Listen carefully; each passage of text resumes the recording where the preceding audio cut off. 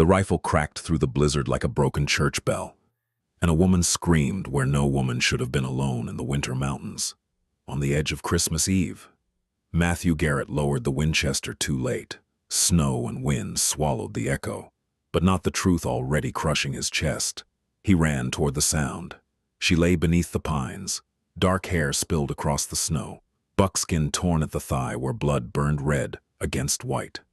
Her face was young, hardened by wilderness, eyes wide with terror and defiance. She tried to drag herself away, pain stealing her strength. When she saw him, the gun still on his shoulder, she sobbed and raised her shaking voice. "Don't come closer," she cried. "If this is how I die, don't let it be at your hands again." The words stopped him cold. He had come to hunt a turkey for Christmas. Instead, he stood over a wounded Apache woman, and nothing about Christmas would ever be simple again. Before we continue, please take a moment to support the channel. A simple like, a quick comment, or hitting that subscribe button helps these Wild West tales reach more people who love them. Let me know where you're listening from, and thank you for riding along with us. Winter had claimed the mountains of southern New Mexico early that year. Snow clung to the black pine boughs like unspoken warnings, and the wind moved through the ridges with a low, restless moan, carrying the smell of ice, sap, and distant smoke. This land did not belong to towns or fences yet. It belonged to storms, to animals that knew when to hide, and to people who learned early that mercy from the land was never guaranteed. Cedar Pine Homestead sat miles away from that frozen hollow, tucked lower in the valley where the trees thinned and the wind lost some of its bite. The cabin was small but stubborn, built by hands that believed warmth was something you fought for. Inside, Rebecca Garrett had already begun preparing for Christmas, though the day was still a few mornings off. Pine branches rested above the doorway. The oil lamps had been cleaned and set aside, ready to be lit before dusk on Christmas Eve, as they always were. Rebecca believed the dark should never be allowed to win on that night. Her husband, Robert, said little, but every year he made sure the fire stayed strong until morning. Matthew Garrett had grown up with those quiet rituals.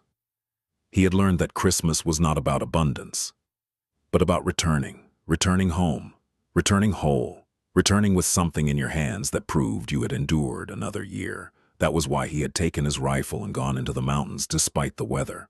A turkey on the table mattered to his mother more than she would ever admit, and Matthew had never been good at disappointing her. He was a man shaped by distance and silence. Years of hunting and trapping had carved patience into his bones and restraint into his speech. He carried himself carefully, like someone who knew how quickly the world could turn hostile. There were old scars beneath his coat, some from weather, some from men, but he did not speak of them. He trusted his rifle, his instincts, and the belief that if he kept moving forward, he would find his way back. The woman in the snow was his opposite in every way, yet bound to the same unforgiving land. Even wounded, there was nothing fragile about her. Her dark hair was braided simply, practical rather than decorative.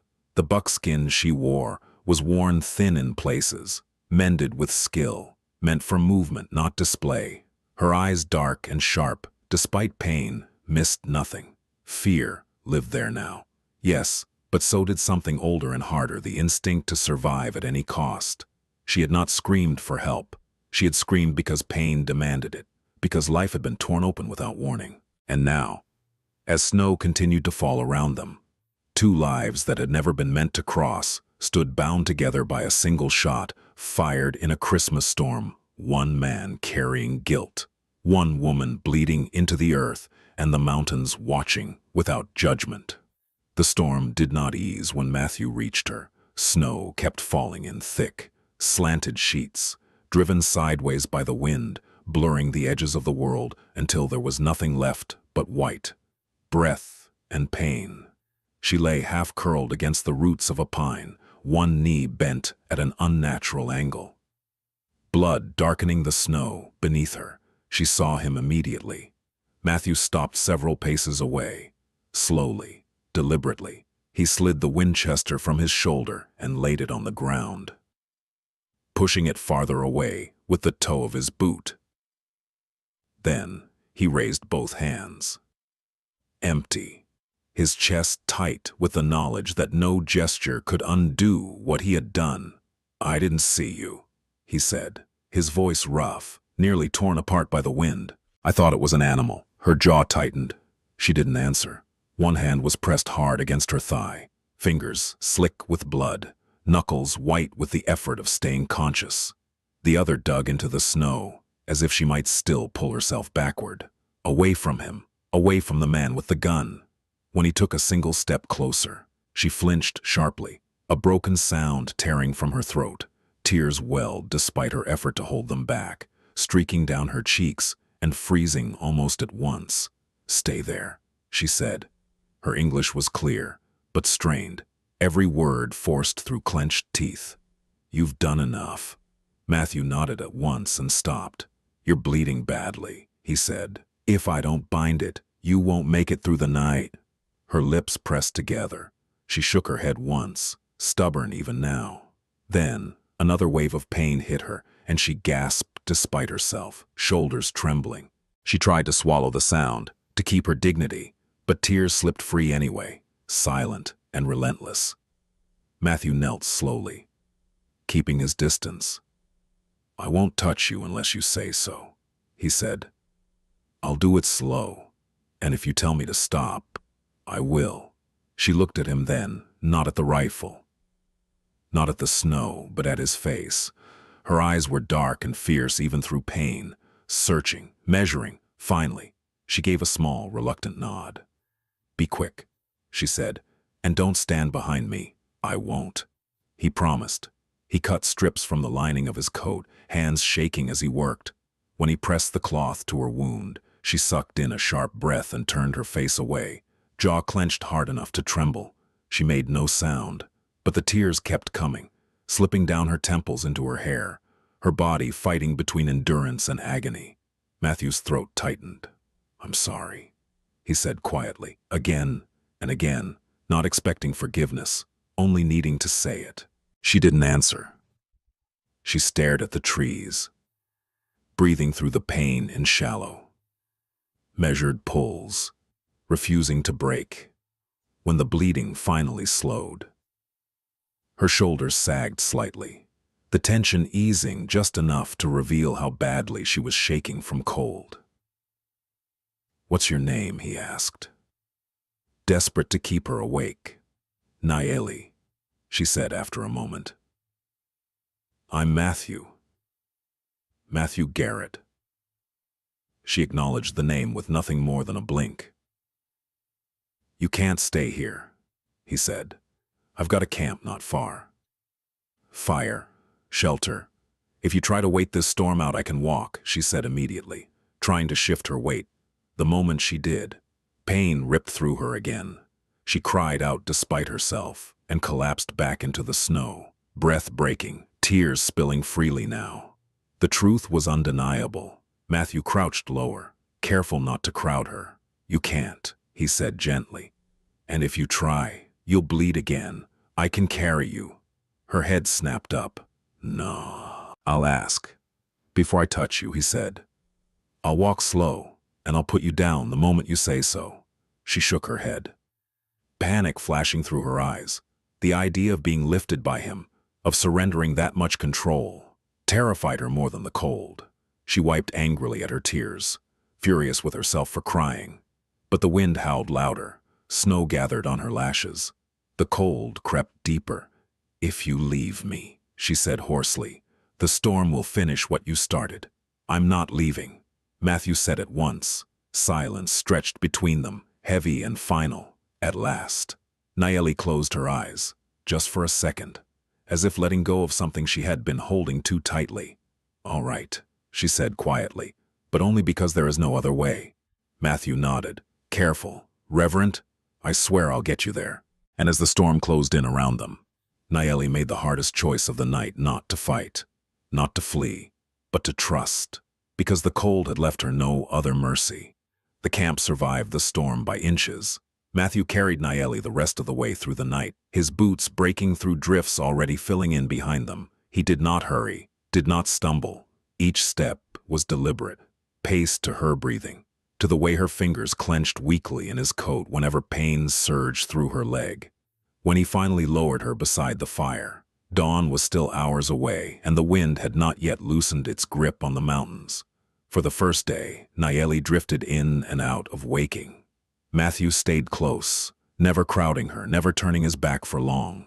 He fed the fire constantly, melting snow for water, warming strips of cloth before changing her bandages so the cold would not bite deeper into her flesh. Each time he touched her leg, she stiffened, fighting the pain with clenched teeth. Tears slid free despite her effort to stop them. Dark lashes wet against frost-paled skin. She did not sob. She did not beg. She endured, and Matthew learned to recognize the moment just before the pain overwhelmed her, when her breath hitched and her hands trembled. "I'm going to lift the bandage now," he would say quietly. "I'm going to press here. Tell me when it's too much." Sometimes she nodded. Sometimes she closed her eyes and said nothing at all. And sometimes she whispered, barely audible over the fire, "Now," when she needed him to stop. He slept little that first night, waking at every shift in her breathing, every involuntary cry she tried to swallow. When the storm finally weakened, it left behind a silence so deep it felt fragile. The second day passed more steadily. Nayeli was awake longer then, her eyes sharper, the fog of pain lifting just enough for her to observe him. She noticed how he always checked his hands before touching her wound, how he kept his rifle leaned against a tree far from where she lay, how he offered food and water before she asked. When the pain came hard, she still cried, but now she did not turn away from him when she did. The tears came hot and relentless, streaking down her temples as she fought to keep her breathing even, jaw locked tight to hold back any sound that might betray weakness. Matthew never looked away. "I know," he said once, when she hissed sharply as he tightened the bandage. "I know it hurts." She swallowed, voice strained. Then, "Don't rush, I won't." That night, he wrapped his coat around her shoulders and sat close enough that the heat from his body reached her, though he did not touch her again once the bandaging was done.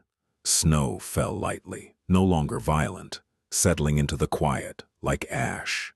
By the third morning, the worst of the swelling had eased. Nayeli could sit up on her own now, could stand for a few moments with Matthew's steady arm supporting her weight. She tested her leg cautiously, breath tight with expectation of pain, but it held. "Not well, not yet, but enough. You did not let it fester," she said quietly as he checked the wound again. "That matters." Matthew nodded. "I couldn't afford to get it wrong." She looked at him for a long moment, something unreadable passing behind her eyes. "You stayed," she said. "It was not a question. I told you I would." That was when the space between them began to change. With the storm gone and her strength slowly returning, the camp no longer felt like a place of desperation alone. They moved around each other more easily now, sharing tasks in silence. Nayeli gathered small branches while Matthew prepared food. She learned where he kept his supplies. He learned the rhythm of her steps, how she favored her leg without complaint. It was during one of these quiet afternoons that Nayeli watched him clean his rifle. "You trust that weapon," she said. He glanced up. "It saved my life." She considered that, then nodded once. "Show me." Matthew hesitated only a moment before unloading it completely and placing it in her hands. He stood back as she raised it awkwardly, her stance stiff, unfamiliar. When she fired, the sound tore through the trees, sharp and violent. Nayeli flinched hard, lowering the rifle at once. Her face tightened. "Too loud," she said. "It frightens the land." Matthew let out a breath that might have been a laugh. That's fair. She handed the rifle back without ceremony and reached instead for her bow, pressing it into his hands. This listens, she said, if you let it. She taught him patiently how to stand, how to breathe, how not to force strength where calm was needed. Her corrections were light, 2 fingers adjusting his elbow, a quiet word when he rushed the draw. He missed again and again, but she never scolded him again. She said simply. By the time the light faded, his arrow struck true. The following morning, they found turkey tracks cutting across fresh snow. Matthew looked at the rifle leaning against a tree, then at the bow in his hands. He chose the bow. The arrow flew silent. The bird fell without a sound. Matthew stood there a long moment, awe threading through him. I came out here for Christmas dinner, he said softly. Didn't expect to earn it this way. Nayeli met his eyes, something warm and cautious settling there. Then you learned, she said, and learning changes what comes next. The fire burned low behind them, steady and warm, as if agreeing. They had not gone far from the camp when the mountains closed in around them. The valley narrowed, the trees crowding closer, the snow beneath their boots untouched and unnervingly smooth. Matthew felt it before he understood it, the wrongness of the quiet. The way sound seemed to fold inward as if the land itself were holding its breath. He slowed instinctively, one hand lifting slightly as a warning. Nayeli's steps faltered. Her shoulders tightened, her breath catching in a way Matthew had learned to recognize over the past days. Then they appeared. Shapes broke free from the trees and stone, silent and sudden Apache warriors emerging from every direction at once. Bows were already raised. Arrowheads gleamed dull and patient against the white. The circle tightened with practiced precision, leaving no open path, no room for retreat. Matthew reacted without thought. In one swift motion he drew his revolver, stepping back hard until his body blocked Nayeli completely. He planted his feet, squared his shoulders, and raised the gun toward the nearest warrior, his voice cutting through the cold like a whip crack. Back away, he shouted. Every one of you, take one more step and I swear I'll... The circle stiffened. Bows pulled tighter. A dozen eyes hardened at once. From the far edge of the ring, a voice rose deep, commanding, edged with fury. White man, it said, you stand with your weapon drawn over my daughter. The words struck Nayeli like a blow. Father, she cried. The warriors parted as Tokala stepped forward, tall and unyielding. His gaze locked, not on Nayeli, but on Matthew's gun. His expression darkened when he saw her stance behind him, her weight uneven, the blood-dark bandage wrapped around her leg. You hold her captive, Tokala said coldly. You wound her, then hide her in the mountains. Lower your weapon. Matthew did not move. His heart thundered, but his hands were steady, the barrel unwavering. She wasn't taken. He snapped back. She was hurt. I stayed. I protected her. Tokala's eyes burned. You protect her with iron and threat, Matthew, Nayeli shouted, before he could stop her. She stepped forward and grabbed his forearm, wrapping both hands around it with surprising strength. Her touch was urgent, grounding. Lower it, she pleaded. Please. He turned his head just enough to see her face pale, fierce, eyes shining not with fear, but resolve. She shook her head once, silently begging. Slowly, painfully, Matthew lowered the revolver. He did not holster it, not yet, but the barrel dipped toward the snow. Nayeli stepped fully into view then, leaning on him for balance. Gasps rippled through the warriors as they saw the bandage, the stiffness of her movement.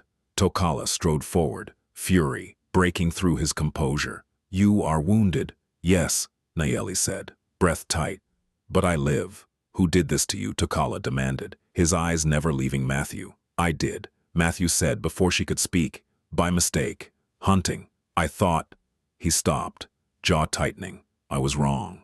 And I stayed. I kept her alive. If there is punishment to be taken, it's mine.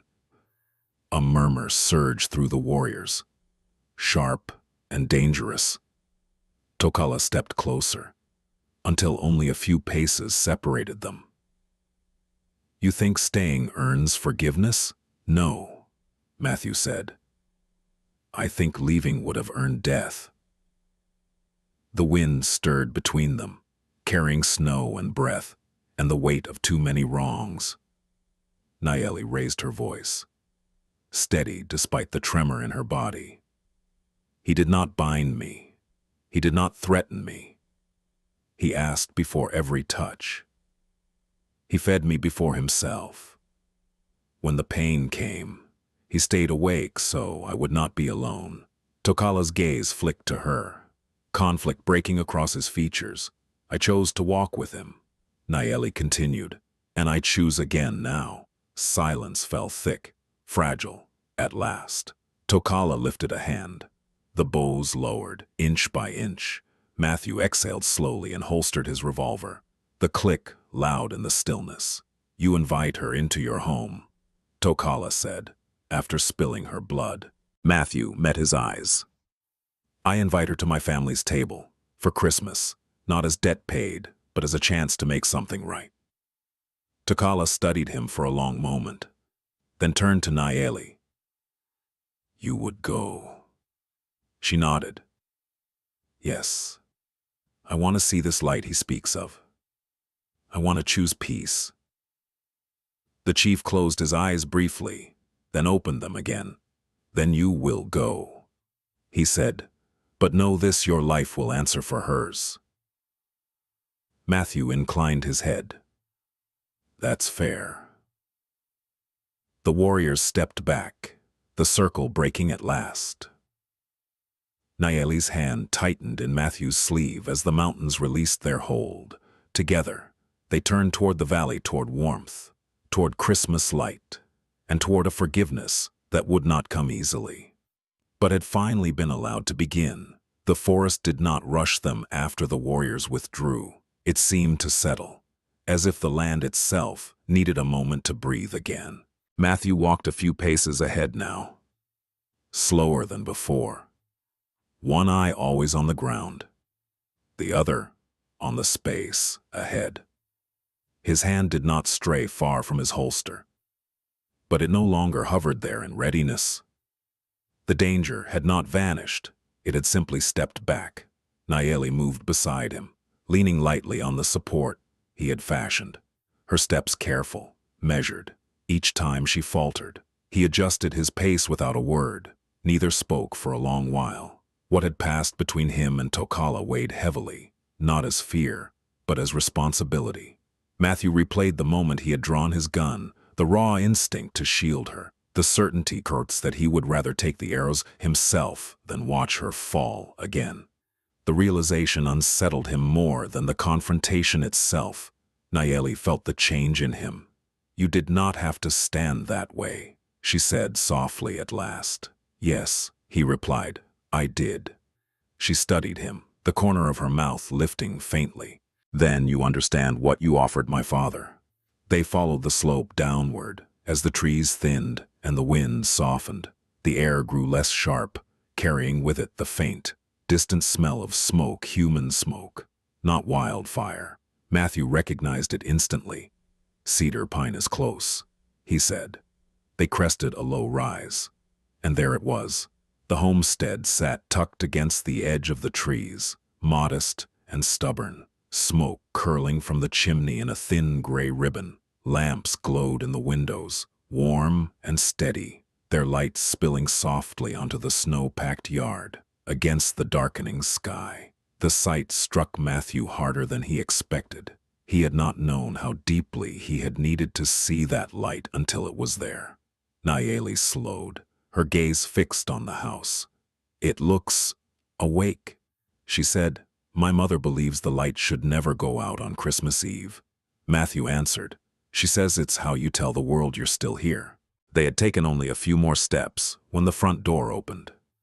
Rebecca Garrett stepped onto the porch, her shawl pulled tight against the cold. She scanned the tree line. Worry etched into her face until she saw Matthew. Relief crossed her features so quickly it nearly brought him to his knees. She hurried forward, boots crunching over the snow. "Matthew," she breathed, reaching for him.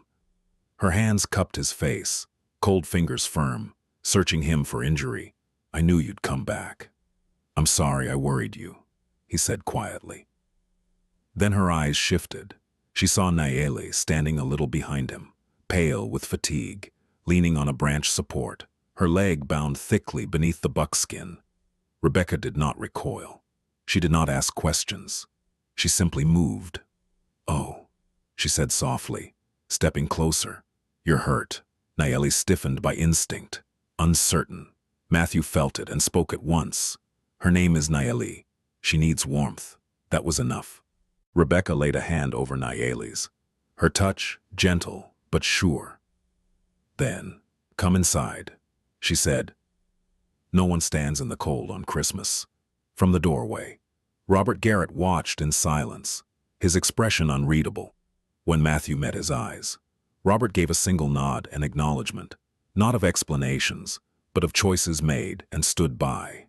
Inside, the warmth wrapped around them immediately. Firelight flickered across rough-hewn walls. The smell of bread and pine filled the room. Nayeli paused just past the threshold, overwhelmed by the closeness, the heat, the quiet order of a home prepared for a holy night. Matthew waited, heart in his throat. Then she took another step. Rebecca guided her to a chair near the hearth, already reaching for clean cloth and warm water. "We'll take care of that leg," she said calmly, as though such things were ordinary. "You're safe here." Nayeli looked up at Matthew, disbelief and gratitude mingling in her eyes. He nodded once, steady. "You are." Outside, snow continued to fall, soft and unthreatening now. Inside Cedar Pine Homestead, the lamps burned bright, holding back the dark, not with force, but with welcome. And for the first time since the storm began, the night felt like it might finally allow something to heal. The warmth of the cabin settled around Nayeli slowly, like something she was not used to trusting all at once. Rebecca worked with quiet efficiency, cutting away the old bandage and cleaning the wound with water warmed at the hearth. Steam rose softly in the lamplight. Nayeli tensed at first, then eased when she realized the woman's hands were steady, practiced, and gentle. There was no fear in Rebecca's movements, only care. Robert added wood to the fire without a word, his presence solid and watchful, saying more in silence than many men did with speech. Matthew stayed back, giving space, though every instinct pulled him closer. He watched Nayeli's face as the pain flared and passed, saw the way she gripped the chair, but did not cry out. When it was over, Rebecca wrapped the leg carefully and tucked a blanket around her shoulders. "That will hold for tonight," Rebecca said. "We'll look again in the morning." Nayeli inclined her head. "Thank you." Rebecca smiled. Christmas is for tending the wounded too. As dusk thickened outside, Matthew prepared the turkey he had carried down from the mountains. He worked with care, aware of every sound in the room, every shift of breath near the hearth. When the bird was set to roast, the smell filled the cabin rich, grounding, unmistakably festive. Rebecca hummed an old tune Matthew remembered from childhood, one she sang only on Christmas Eve. They gathered near the fire while the meal cooked. Robert poured warm cider into chipped mugs and handed one to Nayeli without ceremony. She accepted it with both hands, letting the heat sink into her palms. Lamps burned steadily along the walls, their light pushing back the long winter shadows. "This is our way," Rebecca said gently. "We keep the light on all night, so anyone passing by knows there's warmth here, in my village." Nayeli replied, thoughtful. "We tell winter stories so no one forgets who they are." Rebecca nodded. "Then we're not so different." Dinner was unhurried. They ate slowly, sharing food and silence in equal measure. No one asked Nayeli for explanations. No one pressed Matthew for details. The night itself seemed to grant them a truce. Later, as the plates were cleared and the fire burned low and steady, Robert motioned Matthew toward the doorway. The cold pressed in when they stepped onto the porch, stars sharp above the snow. "You brought home a fine bird," Robert said at last. Matthew nodded. "I did." Robert looked at him sidelong, then back at the dark trees beyond the yard. "But that isn't what I'm proud of tonight." Matthew waited. "You could have ridden on," his father continued. "Men do that. They tell themselves the storm decided things. Instead, you stayed. You took responsibility for what you set in motion." He paused, breath clouding. "That matters more than any meat on a table." Matthew swallowed. "I don't feel proud." "You don't have to," Robert said. "Pride comes later, if it comes at all. What matters is that you learned." He turned then, meeting his son's eyes. "When you find things of value, Matthew, things worth the weight they carry, don't ever let them slip away. The land will test you enough without you surrendering what you've earned." The words settled deep, heavier than praise, steadier than approval. Inside, Nayeli stood by the window, watching snow drift past the glass. Matthew returned to her side. "I meant what I said," he told her softly. "About wanting you here. Not because I owe you, because I choose it." She studied him, measuring the truth of it. "I chose to come," she said. "That matters to me. It matters to me, too." Rebecca watched them from the hearth with the knowing patience of someone who had seen many winters and understood what it meant to survive one together. When the night grew late, Rebecca showed Nayeli where she would sleep, a small bed near the fire, close enough to warmth to keep the cold away. Matthew paused at the doorway, uncertain. "If you need anything," he said. "I'll be right here." Nayeli met his gaze, steady and sure. "I know." As Matthew stepped back into the main room, Robert placed a hand on his shoulder. Brief, but firm. No more words were needed. Outside, the mountains lay silent beneath the stars. Inside Cedar Pine Homestead, the lamps burned through the night, holding fast against the dark. Christmas passed, not with grand declarations, but with warmth shared and wounds tended. And when morning came, pale and clear over the snow, Nayeli woke knowing she had crossed more than a mountain valley. She had crossed into a future she had chosen, and Matthew, carrying his father's words like a compass, knew he would not let what mattered slip away.